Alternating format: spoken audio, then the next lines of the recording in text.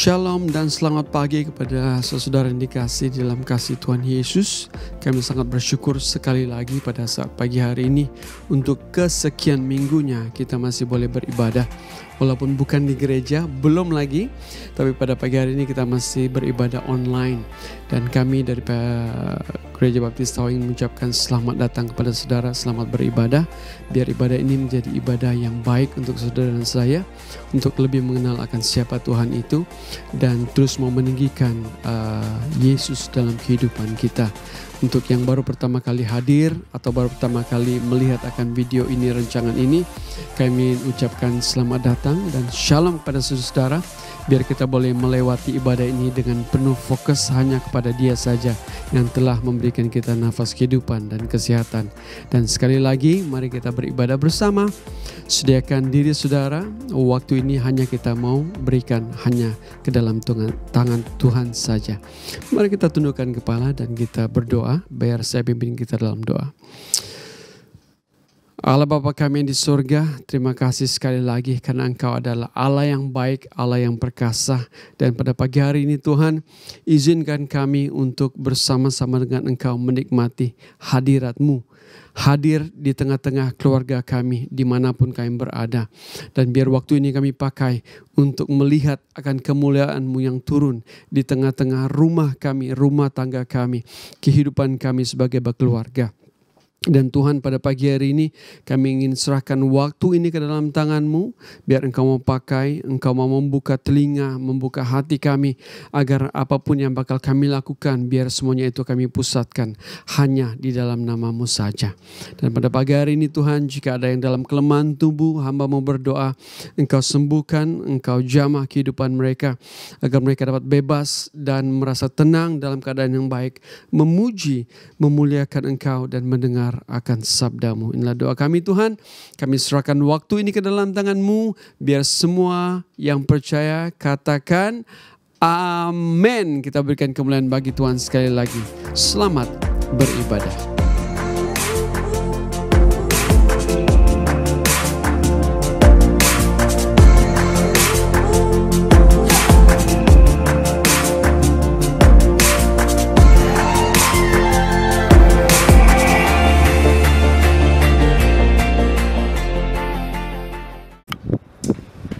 Shalom saudara, selamat pagi. Saya ucapkan selamat berhari Minggu. Kita berdoa pada pagi hari ini biar kita semua, saudara yang di rumah dan saya yang berada di sini, menyatukan hati kita, jiwa kita untuk memuji Tuhan di atas segala Tuhan dan Raja di atas segala Raja. Coba kita tengok kiri dan kanan. Semua pakai baju yang cantik untuk pergi sembahyang atau enggak? Kalau enggak, suruh pergi mandi, tukar baju dulu. Dan biar waktu ini kita pakai untuk memuji, memuliakan Tuhan. Dan biar suasana surga ada, macam di gereja. Kita jadikan tempat rumah kita itu tempat ibadah kecil untuk keluarga kita yang tercinta. Jadi pada pagi hari ini, tanpa membuang waktu, mari kita naikkan pujian ini bersama. Karena hari ini adalah hari yang sangat bahagia untuk saya dan saudara memuji, memuliakan Tuhan. Here you go!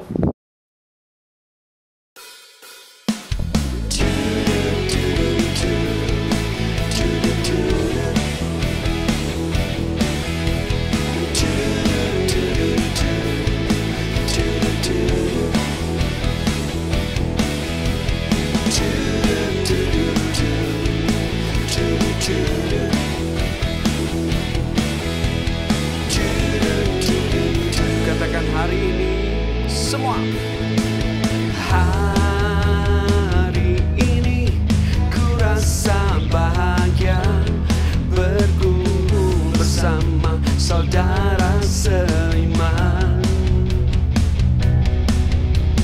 Tuhan Yesus telah satukan kita tanpa memandang di antara kita. Bergandengan tangan, semua pegang tangannya. Bergandengan tangan dalam kasih, dalam satu kasih, berjalan dalam terang kasih Tuhan. Oh, oh, semua. Kau sahabatku dan kau saudaraku, tiada yang dapat memisahkan kita. Oh, kau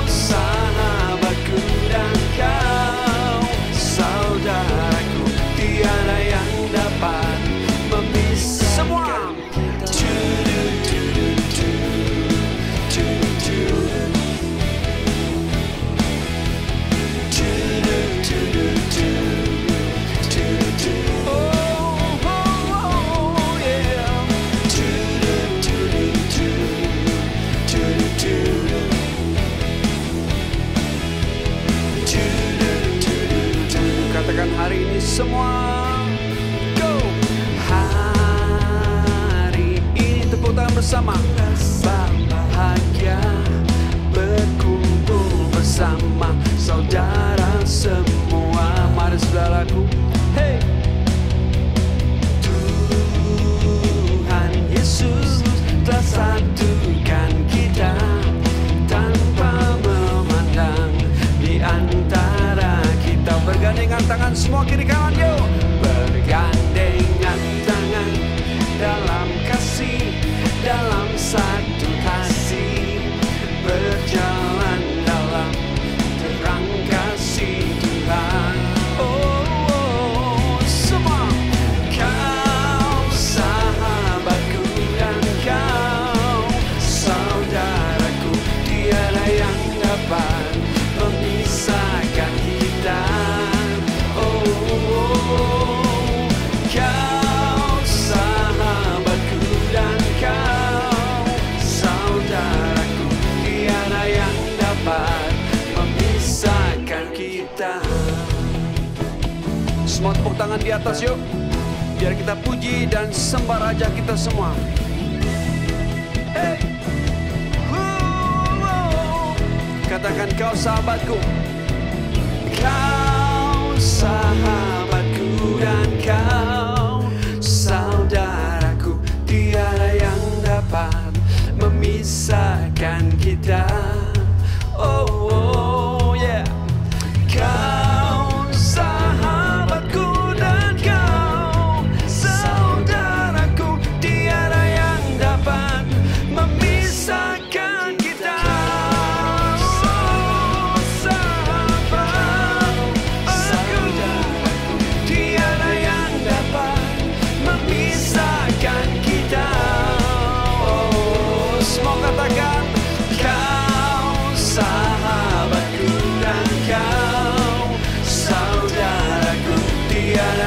Dapat memisahkan kita, tiada yang dapat, saudaraku, tiada yang dapat memisahkan kita, tiada yang dapat, tiada yang dapat memisahkan kita.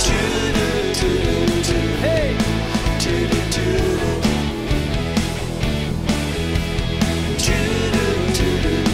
Tiada yang dapat.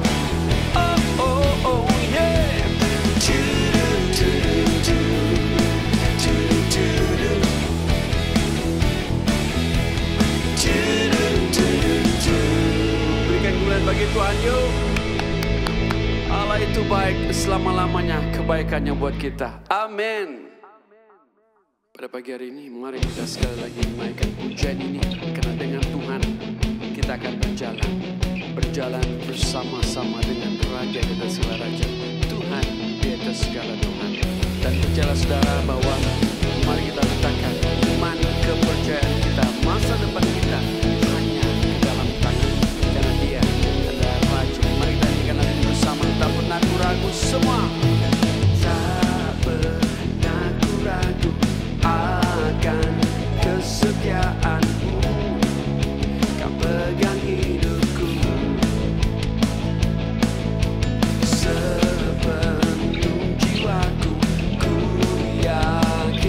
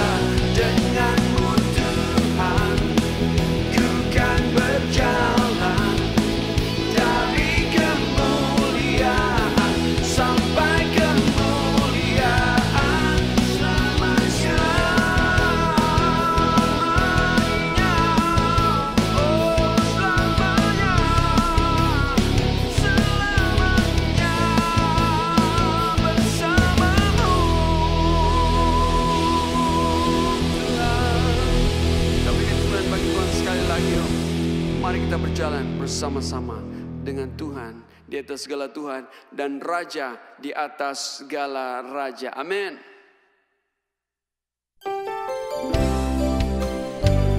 Tidak ada kekuatan lain yang kita punya selain daripada dalam Yesus.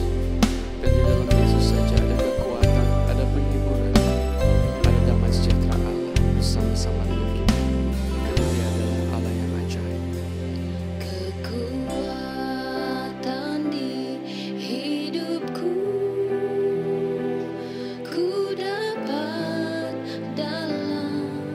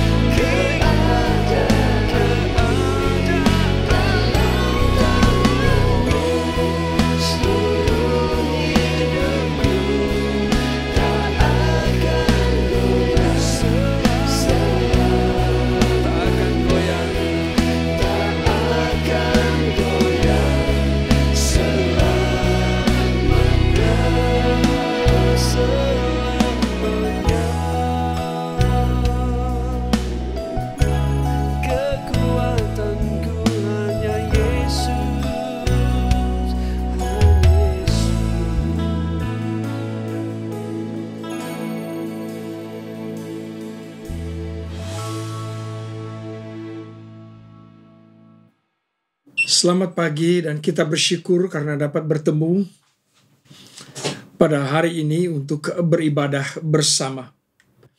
Nah, kira-kira 80 hari yang lalu, yaitu di akhir bulan Februari, saya ada berdiri di depan mimbar dan mengajak saudara-saudara untuk 40 hari lamanya berdoa dan berpuasa sehingga hari kebangkitan Yesus, yaitu 12 April.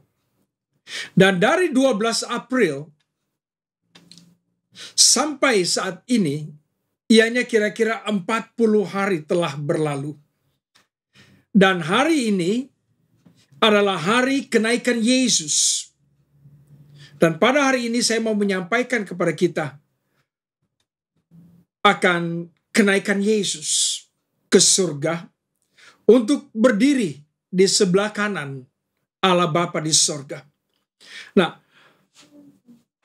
Lukas menulis 2 buku. Volume yang pertama adalah Injil Lukas dan volume yang kedua adalah Kisah Para Rasul. Nah, saya mau saudara ingat, jangan lupa bahwa Lukas bukan satu daripada ke-12 murid Yesus.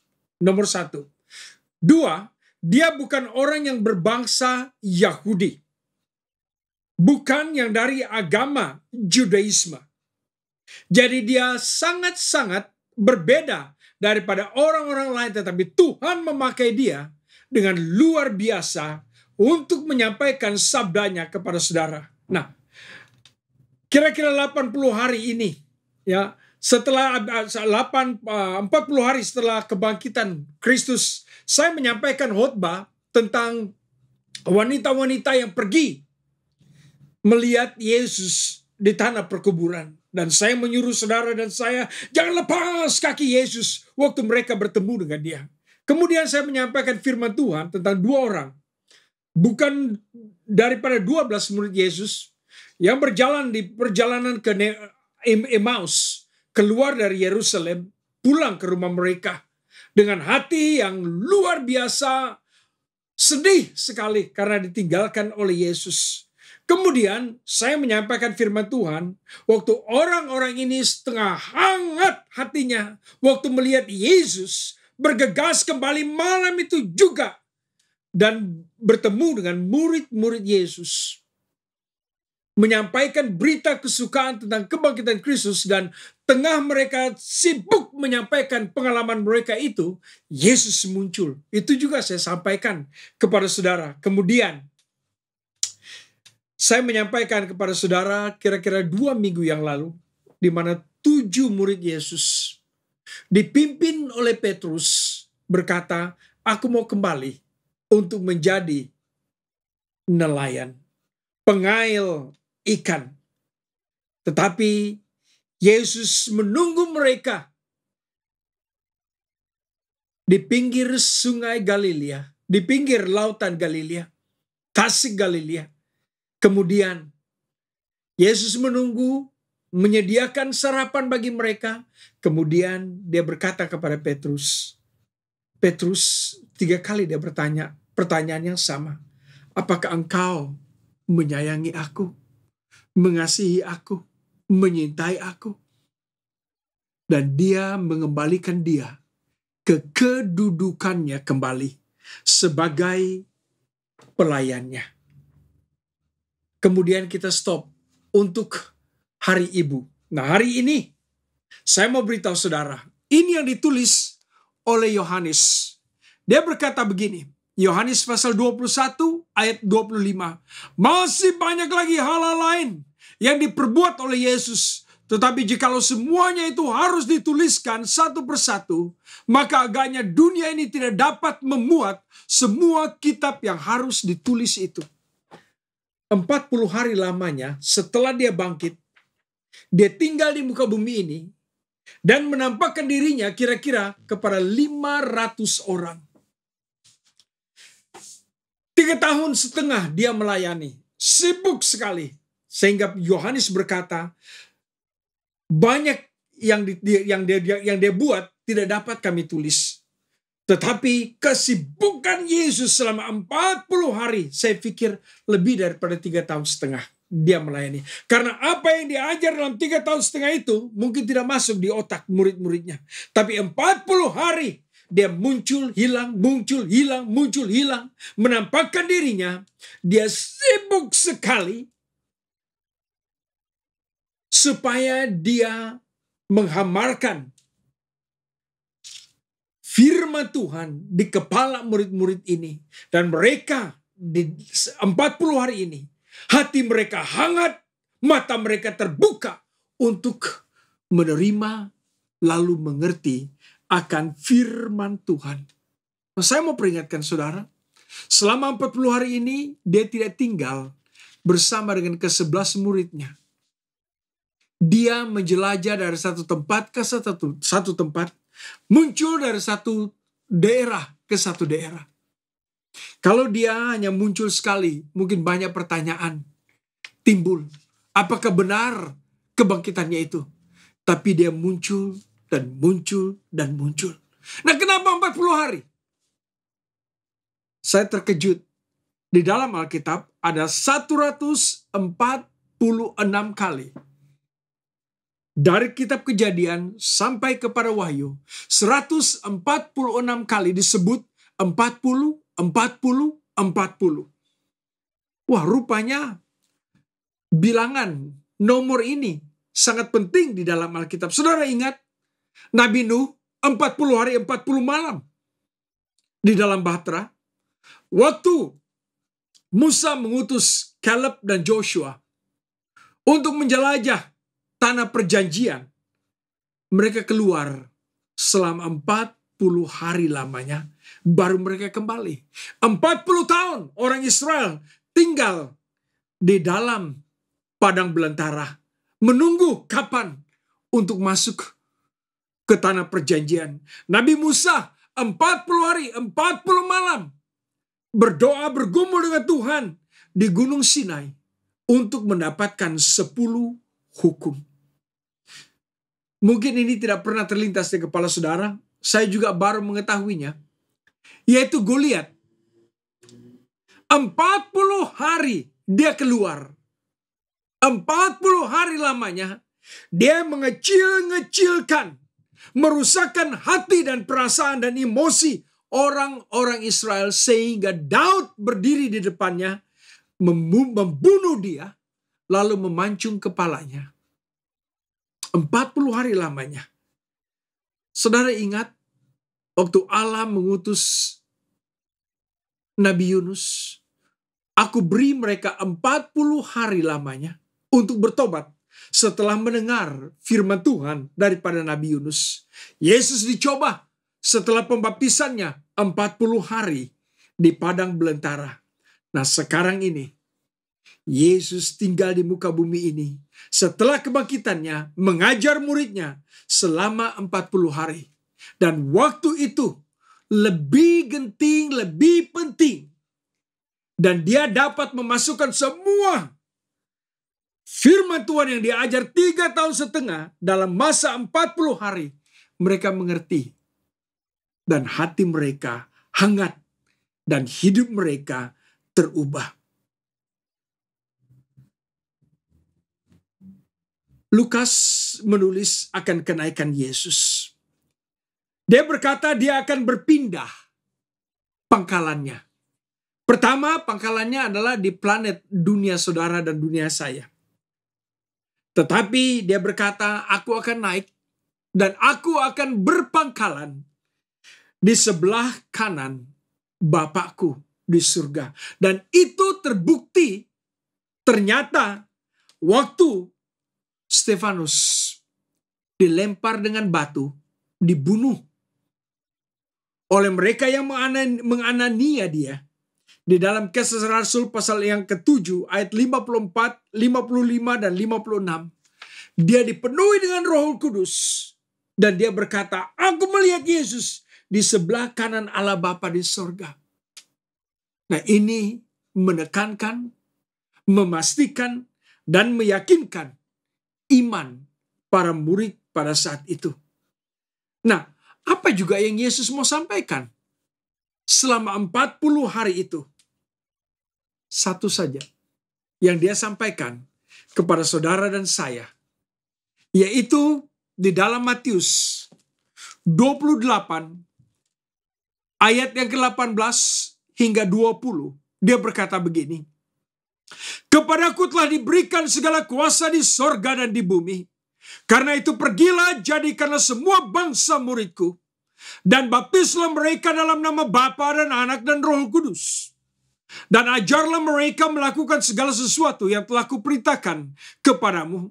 Dan ketahuilah, aku menyertai kamu senantiasa sampai kepada akhir zaman." 40 hari lamanya dia menekankan firman Tuhan kepada mereka, dan dia meninggalkan pesan terakhir di dalam Matius 28 19-20. Pergi sebelum aku naik. Dan mereka pergi. Mereka dipanggil, dihimbau, ditinggalkan dengan pesan ini. Saudara kasih Tuhan, Roh Kudus berbicara melalui Yesus. Lalu mulutnya menyampaikan Matius 28, 19 dan 20. Dan dia berkata di dalam ayat Kisah Para Rasul ayat 1, pasal 1, ayat 6 dan 7. Dia berkata, mereka bertanya, "Kapan juga engkau membangun dan mendirikan kerajaanmu?" Mereka lupa kalau kerajaannya itu sudah terdiri di hati para umat, di hati para murid-murid yang sudah percaya. Nah, saya mau beritahu saudara,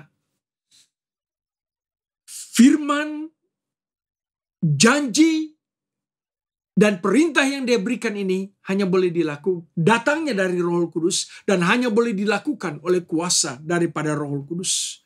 Dari itu dia berkata, kamu tunggu sampai Kisah Para Rasul 1:8, sampai turunnya Roh Kudus, lalu menguatkan, memberi kamu kuasa untuk memenuhi, lalu melakukan amanat agung ini. Dan Alkitab berkata, dia bawa mereka keluar. Di dalam Lukas 24 ayat 50 dan 51, dia memimpin mereka keluar daripada Bethany. Kemudian tangannya terangkat, dan Alkitab berkata, dia terangkat ke surga. Lebih 500 orang yang melihat kenaikannya pada hari itu. Dan dia berkata, tunggu, jangan tinggalkan Yerusalem. Nah, minggu depan saya akan berkhotbah tentang kelahiran gereja di hari Pantekosta. Saya harap saudara bersedia dengan membaca 2 Kisah Para Rasul pasal yang kedua, Yehezkiel pasal yang ke-37, juga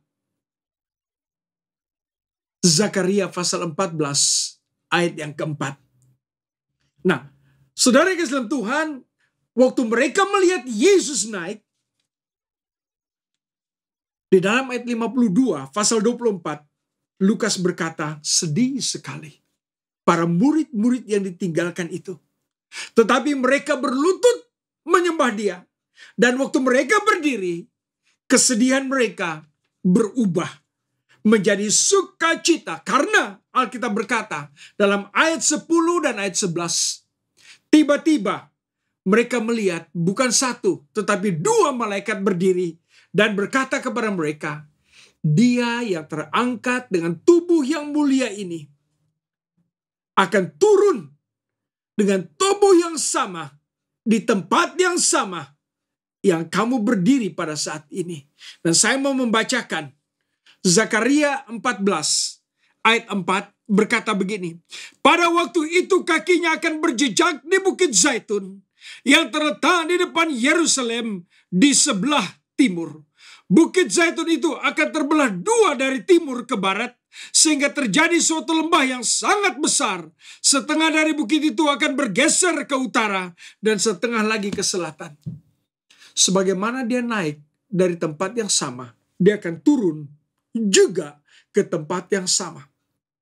Nah, apa yang disebut oleh Nabi Zakaria disebut sekali lagi oleh para malaikat, tetapi di Kisah Para Rasul. Nah, dua kali nubuat ini disampaikan. Doa saya, ia tersirat di dalam hati saudara, bahwa dia akan turun di tempat yang sama, bertemu dengan saudara dan saya di dalam tubuh yang mulia ini. Nah, sebagai penutup daripada firman Tuhan ini pada siang ini, dia bekerja bertungkus lumus 3,5 tahun, tetapi tidak sama dengan 40 hari. Dan selama 40 hari itu, firman masuk di kepala dan di hati, di sanubari dan di kehidupan para murid. Dia meninggalkan pesan terakhir, amanat agung kepada murid-muridnya. Dan para murid telah melakukan. Saudara kan dipanggil murid Yesus. Kalau murid-murid itu dapat melakukan, saudara sekarang adalah murid-murid Yesus. Dengan kuasa yang sama, saudara dan saya boleh memenuhi serta melakukan amanat agung. Kalau mereka terpanggil untuk memenuhinya, saudara juga pada hari ini terpanggil untuk memenuhinya. Jadi, amanat terakhir daripada firman pada hari ini kepada saudara, saya akan bacakan sekali lagi. Dan saya harap saudara mendengar dengan telinga rohani saudara. Kepadaku telah diberikan kuasa di sorga dan di bumi. Karena itu pergilah, jadikanlah semua bangsa muridku. Saudara, orang Kristen, murid-murid Yesus, jadikanlah semua bangsa murid Yesus. Tolong baptiskan mereka di dalam nama Bapa, Anak, dan Roh Kudus. Setelah mereka menjadi Kristen, anggota gereja, ajarlah mereka melakukan segala sesuatu yang diperintahkan oleh firman Tuhan. Dan dia memberi keyakinan, kepastian, serta kekuatan bahwa aku menyertai kamu di dalam kamu melakukan semua ini. Mari kita berdoa. Bapa Sorgawi, di dalam firman Tuhan yang singkat ini pada siang ini, kiranya amanat ini tersirat di dalam hati para jemaat yang mendengar, terukir di dalam telinga dan hati mereka, di dalam perbuatan dan kehidupan mereka, menjadi tutur dan perkataan mereka, dan juga menjadi gaya kehidupan mereka, yaitu menyampaikan sabdamu, sabda kehidupan yang membawa dan memberi kehidupan yang kekal. Bapa di sorga, curahkan kuasa sorgawi yang ada padamu itu, yang engkau turunkan kepada murid-muridmu pada hari ini, turunkan kepada mereka yang bertelinga, yang menerima sabdamu, kuasa yang sama untuk menjadi penginjil, untuk menjadi penyampai-penyampai berita kehidupan yang kekal ini. Bapa Sorgawi, di dalam kami menunggu terangkatnya MCO, supaya kami boleh bertemu sekali lagi, beribadah bersama di tatamu yang mulia di dalam gereja. Kiranya pada saat kami menunggu, engkau bungkus kami dengan darah-Mu. Topang kami daripada virus COVID-19, sehingga kami dapat bertemu menyembah Engkau bersama di suatu waktu nanti.